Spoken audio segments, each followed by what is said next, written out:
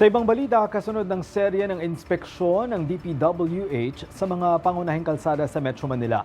Ininspeksyon naman ng kalihim ng ahensya ang isang pumping station sa Quezon City. Kung anong lagay ng proyektong yan, alamin po natin sa report ni Ana Perea. Matapos inspeksyonin ni DPWH Secretary Vince Dizon ang unfinished Matalahib Creek Pumping Station, may tatlong option lang ang pinagpipilian. Baklasin ng proyekto, maglagay ng mobile pumps o buksan ang mga barrier. And the three options are from tearing it down, to putting mobile pumps, to opening the flood, the barriers there. Ngunit para kay Tatay Jun, 4 na dekada nang nakatira dito, mas mainam na baklasin na lang. Anya, kung hindi, kailangan lang paluwagin ang daan ng tubig para makalabas. Para sa akin, maganda kung tuloy ang baklasin. Pero hindi ka naman sa amin baklasin. Kung yun ang nakakailangan, mas maganda. Ngayon, kung hindi babaklasin, kailangan paluwagin lagi ang daan ng tubig. Bigyan ng daan ng tubig para makalabas. Anya, nang itayo ang proyekto ay mas lumala ang sitwasyon ng baha sa lugar.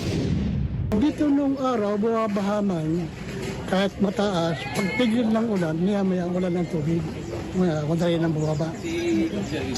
Nung magkaroon ng flood control, ang bilis tumaas, ang bagal bumaba. Dagdag pa ni Tatay, sagabal at perwisyo ang proyekto dahil nagbabara rin sa ilog ang mga kalat na inaabot ng buwan bago malinis. Ang nabisan na nakuha na namin yung samang amoy dahil minsan may mga hayop na bulok. Pati mga basura ko na isak na mga amoy minsan. Kaya yung mga apo ko minsan parang may hika eh. Pati ako nagkaroon din ng hika eh. Batay sa datos ng lungsod, kahit 2 millimeters na lang ang ulan, agad nang inililikas ang mga residente dahil mabilis ang pagtaas ng baha. Meron kasi kami before and after data. Mitigation. Oo, yes. So maliwanag talaga sa na nakapag-contribute siya sa paglala ng baha. It is very clear sa datos natin. Inaasahan na sa susunod na linggo, ilalabas na ang rekomendasyon mula sa Project NOAA.